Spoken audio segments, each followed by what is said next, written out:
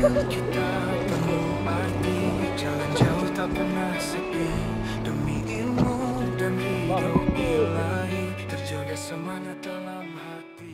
Alhamdulillah, kembaraan Tarbiyah Backpacker diseteruskan lagi. Kali ini kami menjejak kaki ke sebuah permata tersembunyi di selatan Thailand, Patalun, negeri ke-6 dalam misi menjelajah bumi Gajah Putih.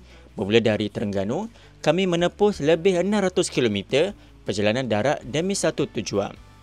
Menhayati keindahan ciptaan Allah yang Khalik yang Musawwir. Dari kampung-kampung Islam yang damai ke sungai yang jernih dan bukit menghijau yang menyejukkan pemandangan. Karena Allah adalah tujuan kita. Alhamdulillah, sekarang kita dah sampai di Masjid Qora di Patalung. So lepas ni kita akan sembahyang jamak kat sini dulu sebelum kita menuju ke penginapan eksklusif di Bang Qora. Malam itu kami bermalam di chalet indah Warren Sedan Bang Qora, dan hanya kami berdua sahaja yang menginap, lengkap dengan kolam renang yang seakan milik peribadi. Suasana malam yang sunyi, tenang dan menyegarkan jiwa. Bayaran sekitar hanya 600 baht bersama dengan RM75 sahaja. Murah dan luar biasa berbaloi. Bang Qora bukan sekadar kampung biasa, ia adalah kampung Muslim yang subur dengan ilmu dan tarbiyah. 32 pondok dan madrasah berdiri megah di daerah ini, menjadikan suasana Islami begitu hidup dan menyentuh hati. Tidak heranlah chalet ini sering menjadi pilihan keluarga pelajar pondok berehat dan berlibur di hujung minggu.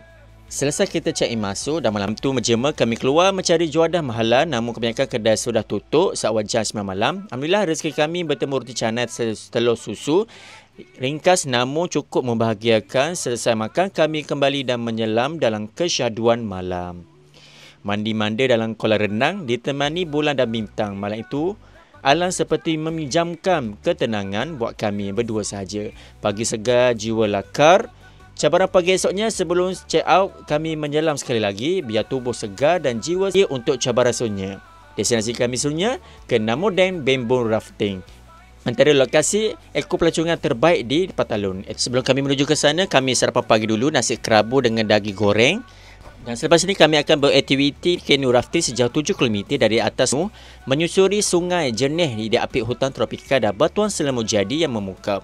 Satu pengalaman yang sangat berharga, iaitu reaksi ketenangan dan tarbiyah alam cukup untuk menyentuh hati sesiapa sahaja yang mencintai keindahan ciptaan ilahi. Nantikan episod selanjutnya kami berrafting sejauh 7 km. Teruskan setia bersama kami Tarbiyah Backpackers. Tanpa ini tak pernah lelah, follow Tarbiyah Backpackers.